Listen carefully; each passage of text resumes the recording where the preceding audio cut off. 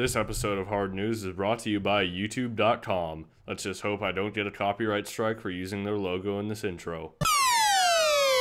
I'm Alfredo and welcome to Hard News for Tuesday, April 1st, 2014. Today it was revealed that there is in fact going to be downloadable content for Super Smash Bros. 4 on the Wii U and 3DS. Within the first month of the game's release, there will be 2 packs released alongside one another.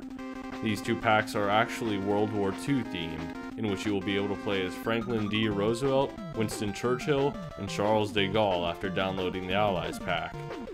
And the other downloadable pack allows you to play as Adolf Hitler, Benito Mussolini, and Emperor Hirohito in the appropriately named Axis pack. While this seems like a strange choice, especially for a Nintendo game, it'll be interesting to see how World War II would have played out if me and 3 of my friends were controlling the fight.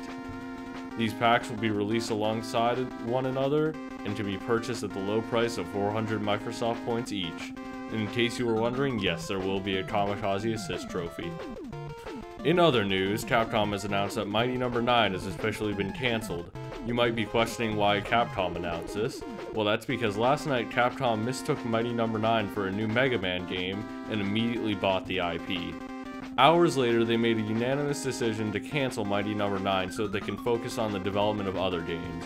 Kenzo Sugimoto, the head of Capcom, stated that they really wanted to release Mighty No. 9, but they have to make sure that Resident Evil 7's AI is as broken as humanly possible. Speaking of broken AI, it has sadly been announced that we will not be receiving a new Call of Duty this year.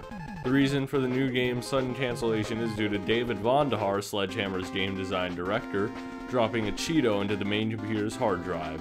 The computer's hard drive overheated, frying the Cheeto and all data of the new Call of Duty in the process.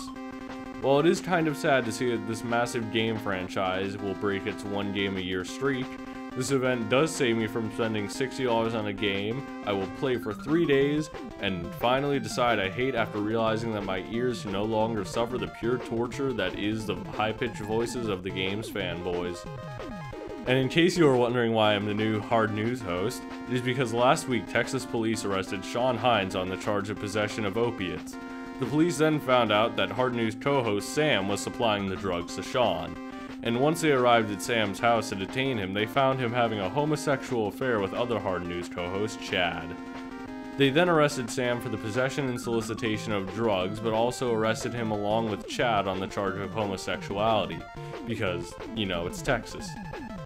But to add to that, Chad was also charged with attempted assault on an officer, because when cops tried to arrest Chad, he just wouldn't stop saying, "It's time for a death battle!"